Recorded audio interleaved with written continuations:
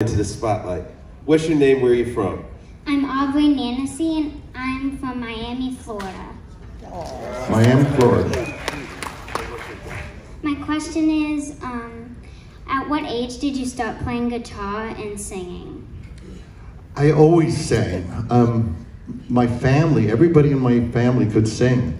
And we just used to harmonize all the time. And so that was very much a natural part of my growing up. I didn't start playing guitar till I was 13, but before that I was singing in bands. I always knew what I wanted to be. This is what I wanted to be, and I don't recommend other people doing it, but I didn't give myself a plan B. So I really had no choice. I had to work my ass off, pardon me, my behind. I had to work my behind off. Every day, every night, 7 days a week, all I could think about was, how am I going to succeed at this? You're much better off finding something that you love doing, but also having a backup plan. You know, I give you a lot of credit for getting up here and asking a question, because how old are you? I'm 9 years old. You're 9 years old? Well, I think that's really awesome. Would I get a chance to meet you? Yes. Okay.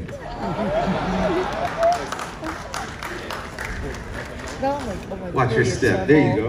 I love that so much. Come on, man. On the Kids Cruise, this is the stuff that happens. Is he good to you? Is he nice? Really? Uh-oh. Can he sing Detroit Rock City? Okay, maybe he can join a band called Kiss. Well, nice to meet you. Okay.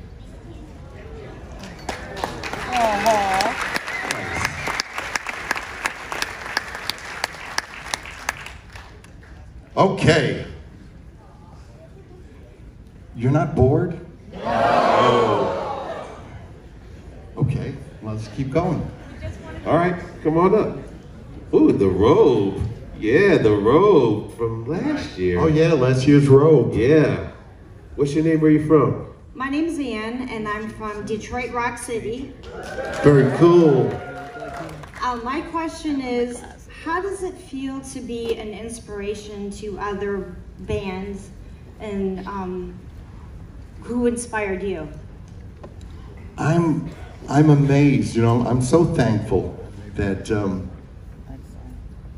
I've had the same effect on some people that other people had on me. So, you know, I was lucky enough to go see so many great bands when I was in my teens and see them play for small crowds. I saw Jimi Hendrix twice.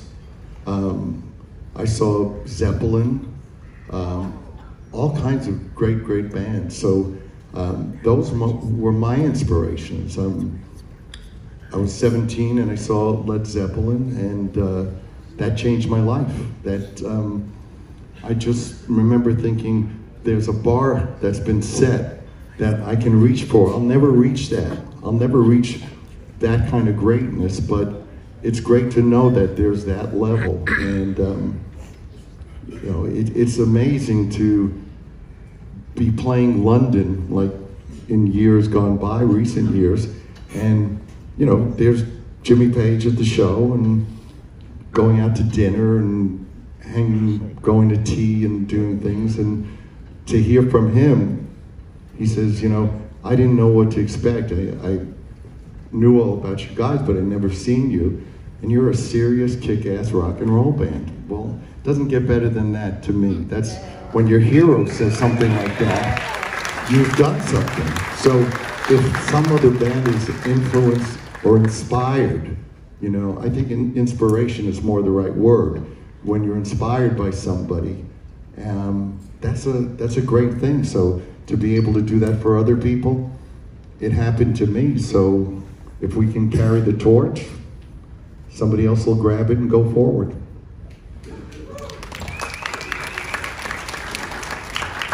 I'm not a musician and I can't sing for nothing. Me too. But my sister and I have been coming on the past 9 cruises. I was sick the first 2 years, so we couldn't come. But you've been an inspiration to me to get better. So I just wanted to thank you. I'm in your corner all the time. You're welcome. You're welcome. Come on up. We got a couple more. What's your name? Where you from? My name is Leo. I'm from Santa Monica. And I just want to know, back when you guys you're still a hungry band, but in the 70s hungry, what was it like, 2 words, the Riot Hyatt? Any memories of that time? Yeah, the Hyatt on Sunset Hotel was legendary.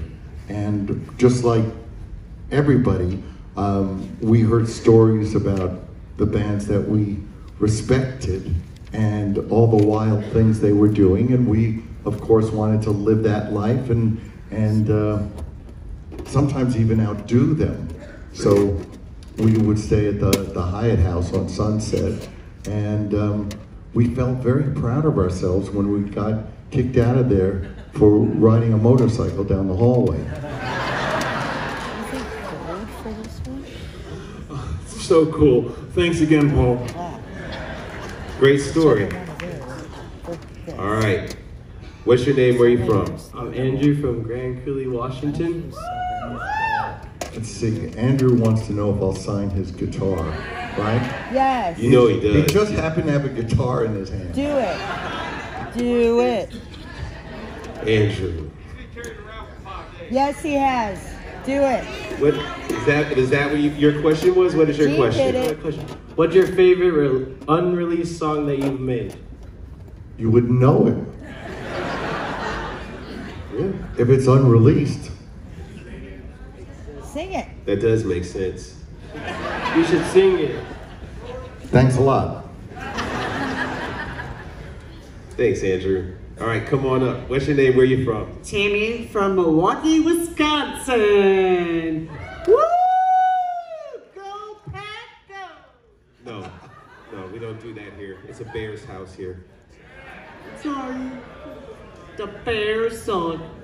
Just waiting for him to sign it. Anyways, my question for you is, how many guitar picks do you go through on a KISS cruise? That is a good That's question. a great question. I have great no question. idea. But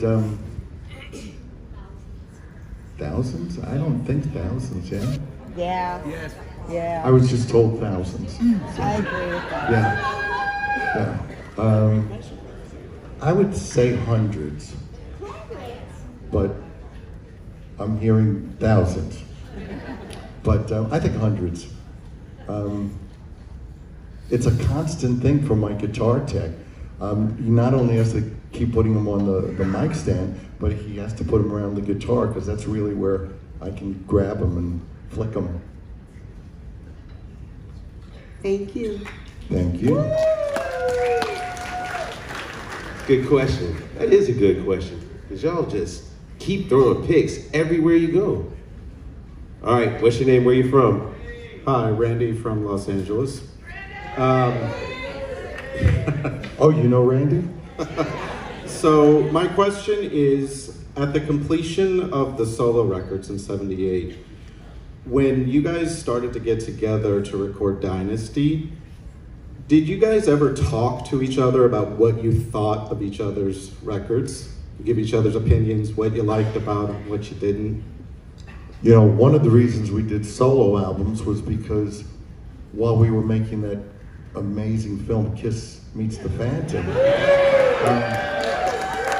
Ace decided that he wanted kind of out. He wanted to do his own thing, and Bill O'Coin, our manager, and Neil Bogart said, "Well, why doesn't everybody just do a solo album?"